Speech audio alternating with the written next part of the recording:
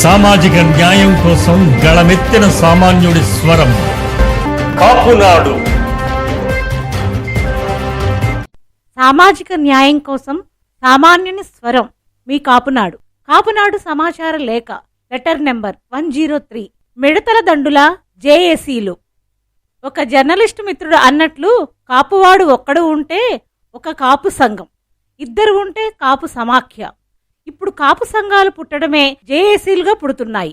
ఇది ఒక హాస్యాస్పదమైన విషయం. భావసారూప్యత గల సంఘాలు ఒకే సమస్య పరిష్కారానికి పోరాడుతుంటే జాయింట్ యాక్షన్ కమిటీ అనగా ఐక్య కార్యాచరణ సంఘంగా ఏర్పడడం సహజం. ఒక ధ్యేయం, ఒక లక్ష్యం కోసం వేరువేరుగా పోరాడుతూ ఉంటే పలచబడే అవకాశం ఉన్నందున జేఏసీలను ఏర్పాటు చేసి ఉమ్మడి విధి విధానాలను నిర్ధారించుకొని ఉద్యమాన్ని ఒక్క తాటిపై నడపటానికి అందరికీ ఆమోదయోగ్యమైన నాయకులతో కార్యవర్గాన్ని ఏర్పాటు చేసుకోవటం పరిపాటి. దానినే జేఏసీగా వ్యవహరిస్తారు. తెలంగాణ ఉద్యమ సమయంలో రాష్ట్ర విభజన కోసం వేర్వేరుగా పోరాడుతున్న భిన్న ధృవాలు కూడా జాయింట్ యాక్షన్ కమిటీలుగా ఏర్పడ్డాయి. కాంగ్రెస్ నుంచి కమ్యూనిస్టుల వరకు కలిసి జానారెడ్డి నాయకత్వాన రాజకీయ జేఏసీ, వివిధ పాత్రికేయ సంఘాలన్నీ కలిసి అల్లం నారాయణ ఆధ్వర్యాన జర్నలిస్టు జేఏసీ ఏర్పడ్డాయి.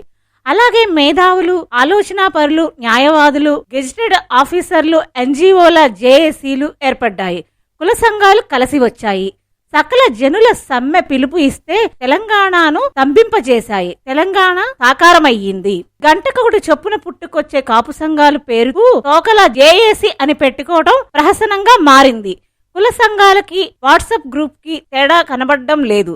సభ్యులుగా ఇష్టం వచ్చిన వారిని పెట్టుకోవడం, నచ్చని వారిపై అవాకులు చవాకులు పేలడం, ఇంతకు మించి ఈ వాట్సాప్ కుల సంఘాల ఎజెండా మరింకేమైనా ఉందా? పని చేస్తున్న సంఘాలపై బురద చల్లడం తప్పితే వీళ్లకు వేరే పని పాట లేదు.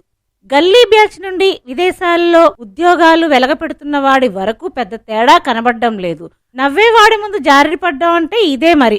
ఓ జేఏసీల నిర్మాతల్లారా, విషయ పరిజ్ఞానం పెంచుకోండి. నలుగురిలో కులాన్ని నవ్వులు పాలు చేయకండి. అభినందనలతో మీ Kapunadu. Please subscribe our channel.